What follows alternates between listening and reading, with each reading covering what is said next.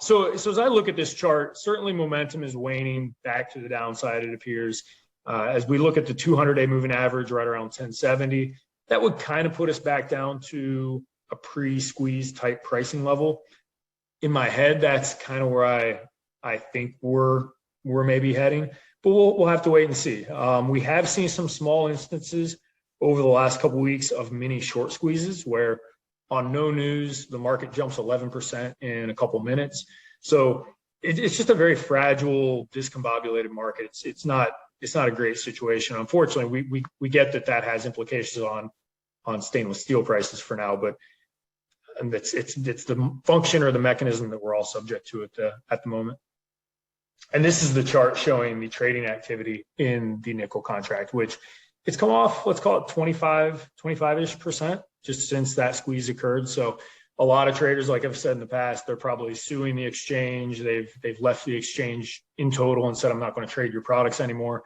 They're pretty upset that the exchange closed down the market and canceled trades, because those who were on the long side or the bullish side of the market, they got a lot of money taken away from them, most likely. So you can understand their frustration. Lastly, on the surcharge side, probably no secret at this point, but natural gas has really kind of joined the charge with a lot of other commodities. So they've actually jumped in the last, basically year to date, by a little over double. So they were about $4 per MMBTU beginning of the year.